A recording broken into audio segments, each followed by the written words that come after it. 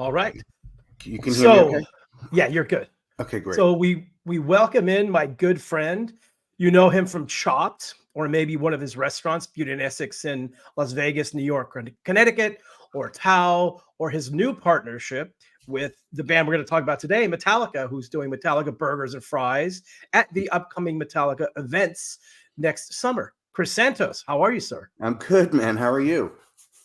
I'm out of breath from that intro. It's quite And that was only like half of it too, which I know is pretty exactly. cool. Well, I didn't want to go on and on and on. So Yeah. so anyway, so we're talking about Metallica one song today, and I mentioned earlier in this episode that obviously we're going to get to the other big Metallica songs, and you would think you would go out with one of those songs first.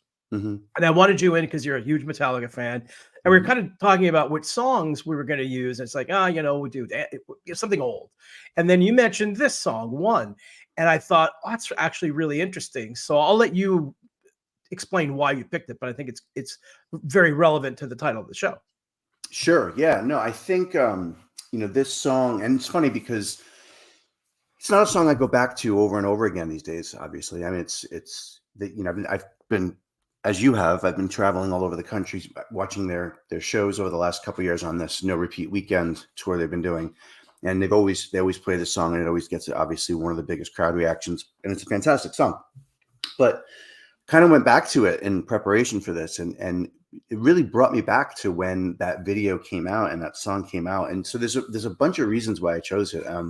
The first of which I think being when you look back at Metallica's history now, you can kind of see the direction they were pivoting towards with this song, particularly, I think, from that record, right? And I think that you started to see some of the, obviously some of the more melodic and slower kind of stuff, not acoustic, but, that kind of vibe coming in with the song. But also, but what really happened, I think, is, they really exploded, obviously, with the Black Album and Enter Sandman. But this song, I don't think any of that happens without this song. I think this song introduced the band to so many people because of that video, which was just, you couldn't turn MTV on at the time and not have this video on, right? And it had, all that footage from Johnny Get Your Gun, and it was very groundbreaking visually at the time. And I just think it becomes one of those songs where you go, well, wait a second, yeah, of course, there's all the amazing tracks off Master of Puppets and I mean all the records really, but this I think this is that song that kind of becomes the bridge between their beginnings and where they eventually ended up and are today. Yeah, I think it's an interesting song because it's the first ever video they made, which was, they held out a long time before they made a video. So that's kind of groundbreaking there. Yeah. And it's a terrifying video. The song is terrifying as well, but the video is equally terrifying. You're right. It was all over MTV. And that was kind of, even though they were pretty massive at the time, this was the next step to get them to that next big level. Plus the song itself, so first of all, it came out when it came out, right? It was right before, kind of grunge took over and metal had to kind of reinvent themselves, including Metallica. And so it had that point in time where it was really, they were obviously hitting at all levels. And it's such a really interesting song. I was talking about it with Jay Rustin earlier when we were talking about the production, which I'm sure we'll get into at some point here. But what's interesting about the song is, and this is what makes, we kind of went on a whole tangent about, I don't know why people, give Lars a hard time about his drumming. He's a phenomenal drummer. Yeah. And he does something in this song and really so many songs where the songs revolve around the drums, like that whole that's like the signature part of this song, and that's what everyone remembers. And or Just This For All, like there's a song built around dunk dunk dunk, 3 tom hits, and I don't recall really very many drummers in really any genre that can do that, and this song is a perfect example of that. Yeah, so that's funny, right? I have multiple comments about what you just said, because I think Lars really just does get, he does his reputation is curious to me, because he's clearly, a very good drummer, and he gets, I don't know why he gets so much shade. Is he the best drummer, in the world, or the best drummer in metal? No, of course not. But he's certainly very, very good. And when, when this song came out, that the double bass becoming, the double bass drum becoming part and parcel of kind of like every metal band has to, it's the part of their starter kit today. That was the bass really, and so that part in the song where that just that little part that leads into the thrashy part, like as simple as it sounds now and as basic as it might sound now compared to what a lot of drummers are doing today, that was like kind of new and exciting, and everyone was freaking out about this drum part, and then the other thing that I've always sort of admired and also have said at times about Lars is I can't think of a drummer that uses just the snare drum as effectively and as differently as he does from song to song to song. And he does that in this song too, with that and like that is a classic kind of Lars drum riff right there. But it's not just Lars. You get the classic Kirk guitar solo in here. You get that, the beginning guitar part that I think was probably more driven by James. It's got every part of Metallica all in one song, which probably explains why it's over 7 minutes long. But of course, a lot of their stuff has been. But again, also for this video to have taken off the way it did, with the imagery that it had, the lyrics that it had, and the length of the song was kind of unheard of at the time. Yeah, Probably and like yeah, and like you mentioned, this was a lot of people's gateway to Metallica, like on the broader end of things. Obviously, everybody knew who they were, and after Master of Puppets, it was really big, and it's also it's the first album without Cliff, and so there's the whole that whole sort of thing, which I think there's a lot of different angles to that part of the story, but I think that they wanted to try really hard to make a really good record, and I think that they did, and it also, you're right, it is kind of the gateway. And look, they had long songs before this, but really ever since this record, aside from the Black Album, which doesn't have a whole lot of long songs, but everything after that, they've gotten into the 7, 8, 9 minute songs, which I love that stuff. That's like the Parchment on New Iron Maiden record is 13 minutes, and I love every second of it. So I like that stuff. But yeah, it's definitely an interesting gateway song, and it's still one of their most popular live songs to this day too. Yeah, no, for sure. And like I said, even on the recent shows that I've seen, it gets, as soon as they start that guitar line, that doom doom doom doom, the whole place goes fucking bananas. You know what I mean? So it goes to show you just how how relevant the song has become, how it's stood the test of time. And I think that you can hear how it's influenced other bands, but I think this song directly influenced their sound going forward. This was a song from Injustice specifically. I feel like most of Injustice was still rooted in the Kill 'Em All, Master of Puppets, Ride the Lightning, Metallica, and this was the song that was taking them to the Black Album and beyond. And again, like I said, just going back and kind of listening to this again and watching the video again, I really, more than ever, I was like, yeah, this is, you can totally see where they were heading, for better or worse, because a lot of people don't like the direction they went into with the Black Album. And I'll be honest with you, Black Album's never been one of my favorites. But I've grown to appreciate it over time. But this song could have easily been on the Black Album and fit perfectly. Yeah, and I think again, this was the first having a band this heavy and in heavy rotation at MTV was a huge thing, because you have a lot of kids who are like metal fans, but not, just more casual than anything else, and seeing a bunch of people up on MTV that look like them and playing this really heavy song, I think that's, like I said earlier, that this was a gateway for so many people who were like, wow, this is really amazing, and these guys are awesome, and it kind of definitely grew their audience big time. I remember that tour was the first really big tour they did, where they're doing multiple nights in arenas, and it was pretty insane. And this song, yeah, I think if you talk to, I don't know what percentage, but a lot of percentage of like younger bands, or bands that kind of, kids that saw this when they were 9 or 10 when it came out, it was massive influence to them to want to start a band and to want to do heavy music. And that's kind of the songs that we like to talk about on this podcast, because it does absolutely define heavy metal. Yeah, and I think its presence, its presence on MTV at the time, I think was so big for the genre in general, and was so influential for so many kids to discover metal and get into it in a way. And that's why I thought that the song was really appropriate specifically for this list, because I just think, without this song getting that heavy MTV rotation, like who knows how many bands out there or notable metal musicians would even be out there if they hadn't gotten hooked on this particular song at that particular time. And I really think it's a true thing. It's funny. Absolutely. Side note, but I was reading that, and I didn't know this. I just learned this. They it goes to show you what a monster Metallica is in general. Because it was airing so much on MTV because it became such a huge hit and was airing so much. Metallica kept having to pay royalty fees for the usage of the movie. So instead, they just bought the rights to the movie.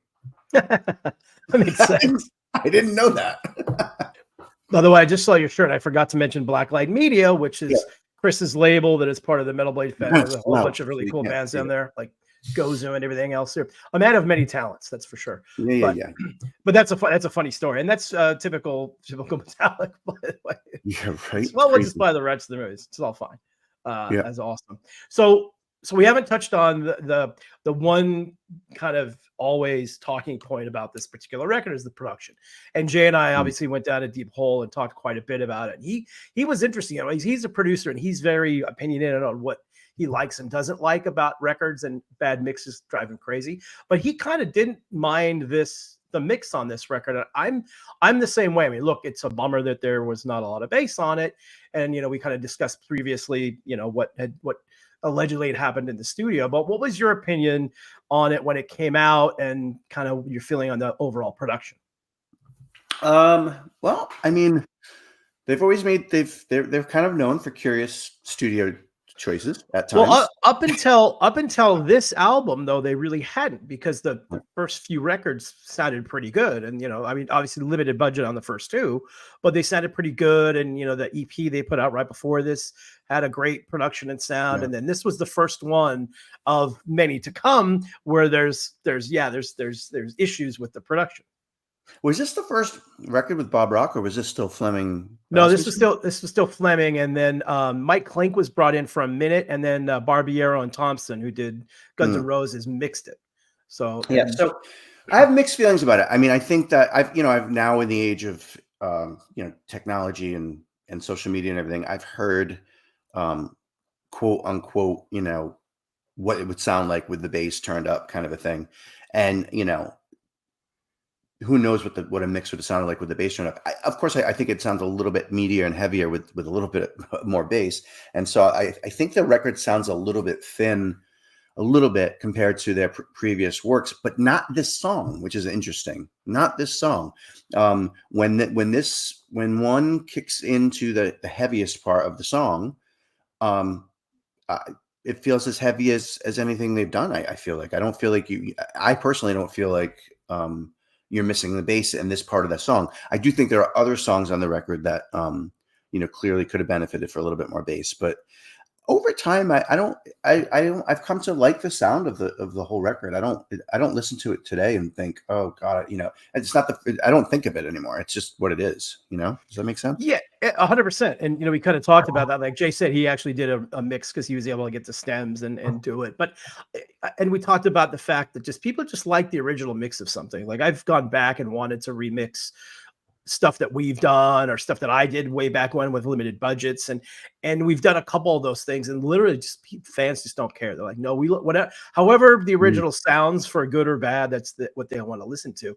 And this one I don't mind, because the kick drums are so thick and loud and bottom endy, and so is the guitar, that I think that if you would have added a lot more bass into it, and I mentioned this earlier when talking to Jay, is it would have been pretty muddy. So it kind of made sense on a couple different levels why that was the case. But it's always interesting, and like I said, you talk to some people and they go, oh, I can't listen to it because there's no bass on it, it's terrible. And other people go like, I don't know, I like the record, it doesn't really bother me. And I'm kind of in it doesn't really bother me that much category as well. Yeah, if anything bothers me about that record's mix at this point, it's actually the snare drum again. It's really tight. It's a really, if you think about like The Shortest Straw or some of those other songs, it feels like that the snare drum is just so tight and almost has like an echo effect. But he's experimented with snare drum sounds, as we know, over time, and I think he's in a good place today with what he's doing. Yeah, spoken like a true drummer, by the way. Yeah. But yeah, no, It's funny, it's funny. We were talking about Lars as a drummer earlier, and how he kind of has a weirdly earned, bad reputation. I will say that there were some videos that floated around that showed him playing this song and that double bass part, and how over some of the years it kind of got slower and slower, or whatever.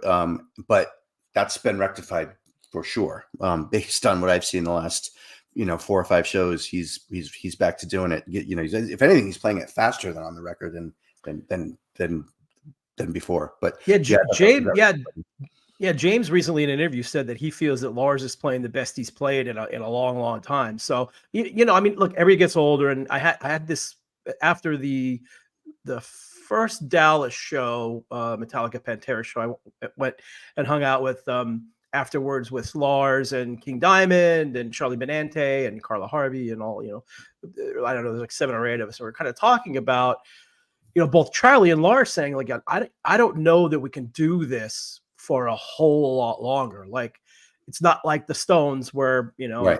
it's they're not doing crazy double bass and, all this sort of stuff. And they're both kind of talking about how, like, even Lars, I mean, he's got to get to the gigs like 2 hours beforehand, because he's got to get massages and all this stuff just to get him to the point of being able to play a 2-hour show at that level. I mean, look, those guys are almost, I think James just turned 60, and Lars is, I can't remember, I think he turned 60 this December, if I'm correct.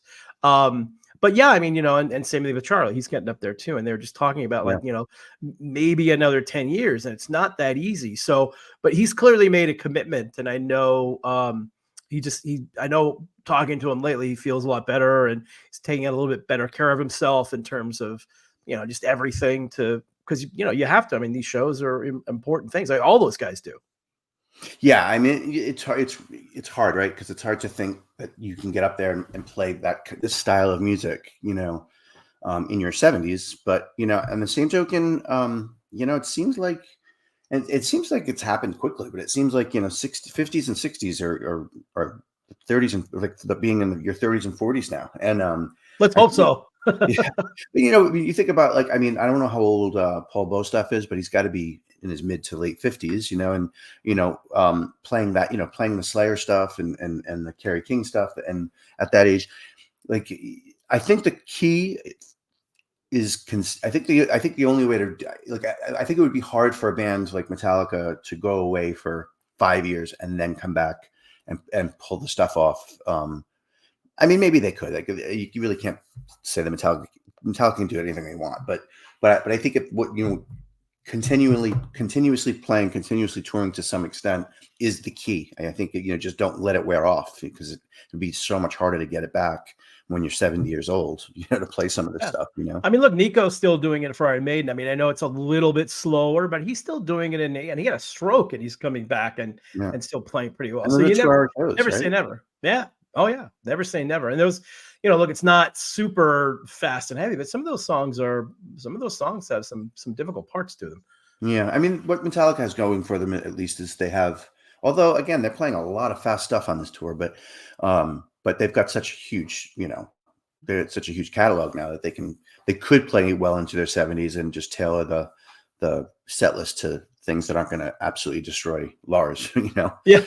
Yeah. I mean, we'll see. I mean, look, they don't have any plans to retire anytime soon, which is, I think, good for all of us out here that are huge fans. So, we'll have to see how long it goes. And they're James likes to limit the shows. So I think they do 50 a year. So that's a good number. And I think keeps those guys in a good spot. And look, if they could do 50 shows every year for the next 10 years, I think we'd all be pretty happy about that. Yeah. And I mean, they're already booked, next year. It looks pretty good. They're going to be doing some festival appearances, headlining a couple of festivals. They're doing that. They're no repeat weekends again. I mean, at this point, I don't even know that they have to, and the no repeat weekend, I think, is a great way for them. They could do that for forever, right? Everyone loves it. It's a different set list, and it's interesting, and it's great to see them opening up with stuff off like Kill 'Em All and Ride the Lightning, and just right from the get-go of the set, you know what I mean? Well, they've never really forgot the those early records, even in the kind of the quote unquote dark days of Metallica when they were doing Saint Anger or whatever. They'd still go out, Mm, and 90% of the show was all stuff from the first three records. So they right. they've always included all that stuff in there, which is really good because I mean that's what makes them in such an interesting band, is that like here they are. I mean, arguably the biggest metal band of all time, and certainly one of the biggest bands in the world right now. And if you counter, I mean, you could pick any big hard rock or metal band. I mean, a lot of them don't do stuff from their early records, even though that's people Mhm, want to hear that. And mhm, they do. They every show. I mean, there's stuff off of those first three records, at least three, four, or five songs, which is amazing. Because mhm. I was happy that I just saw Judas Priest and they did Stay in Class, which was really awesome. But they don't do a Oh, lot of super early stuff other than Victim of Changes. So Metallica does that, and they still. I mean, look, their last record was super fast and heavy, which also is kind of going back to their roots, which is something they don't really have to do. And I have a lot of respect for that. yeah, and they were playing a lot of stuff off the last couple of records as well, live. So they're mixing that stuff in as well, which I love. They're kind of leaving that middle period out, but I guess I understand. Yeah, but you know what? They'll pull out. I think I don't know. I can't remember. One of the shows I went to, they pulled out. I think it was in Dallas. They pulled out something from Saint Anger. I forget what song it was, but something or other. I was like, oh, cool. I actually liked a couple of those songs on that record. So it's I kind of remember kind of as fun. They well. pulled it out. Yeah, I don't remember what song it was either. Was Four Leaf Clover off that record? No. Well, whatever song it was, I remember James introducing it as the songs from your favorite album, and it was Yeah, something else yeah. in anger. Exactly. People are like, what? What is this? But they can look. They can do anything they want. So more power to them. I love all that. Yeah. But getting back to one, it's interesting that from what I recollect, that video was always just the right, it was 7 minutes long or whatever the record was, but the radio edit for that song was cut by 2 minutes.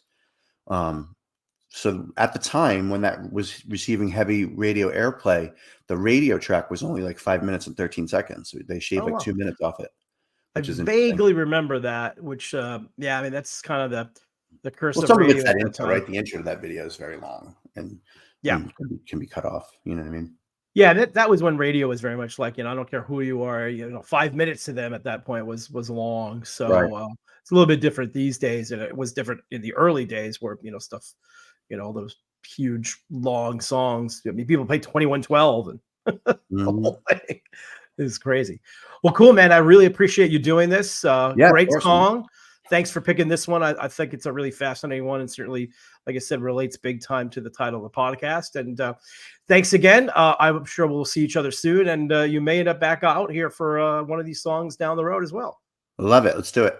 All right, thanks, man. Thanks, brother. Big thanks to my buddy Chris Santos for joining us. Also, as always, Jay Rustin and Martin Popoff. Huge thanks to producer Christian Blatt, and also to my good friend Lizzie Borden, who has provided us with our own intro music. So thanks to everybody. Thank you guys for listening to this, and we will see you next episode. That made me realize I should sneak into the first one when you're saying thank you to Lizzie and all that at the end of the elected one. You should also say, yeah, so just, I don't know, just anything that I can sneak into the elected episode, just say, and thanks, and big thanks to Lizzie for giving us our theme song. Is the Lizzie one, is the theme song on that one? Mm-hmm. Yeah, no, because we didn't put it out, so I'm like, great, I'm going to put it in there, and it's yeah. So that episode's going to start with that, and Cool. yeah, they'll all start with it. Yeah. Big thanks to Lizzie Borden, who also provided us with our intro music. What do you think about that, Christian? I think it's great that we got an original piece of music. The guys at Pantheon said that this is the first original theme song they've had with lyrics. So, and nobody better to have do it than Lizzie Borden, I think. Yeah, it was fun. It was great for him to do that. He turned it around pretty quickly too, which is not one of his strong points. Turning around music fast. We're still waiting on that new record, but cool, man. Well, glad you liked it, and of course, thanks also to Martin Popoff and to Jay Rustin, and of course to you as well, Christian. And we'll see you guys next time. Great. And then we have to finish off the Bush. the John Bush one. And I think that when we actually get to the point where we're doing them every week, these 4 are going at once, so there's no reason to do it. But we should say what the next one's going to be. You know what I Yes. mean? Like, so if these were week to week, we could have done it, but there's no reason to do that for this one. Yeah, I think I'm glad you mentioned that, because I'm not gonna do it yet, but I want to start doing that. Start going, hey, upcoming episodes are going to feature, Dave Lombardo, Kerry, whoever it's going to be. So yeah, that's a good idea. Okay. All right. So I'll pop out and you can finish up Armored Saint. Thank you so much to John Bush, the lead vocalist of Armored Saint, who we talked about this episode. Also, big thanks, of course, to Jay Rustin and Martin Popoff, and our good friend Lizzie Borden for providing us with the intro music. And as always, producer and the man who created this thing, Christian Blatt. We'll see you guys next time.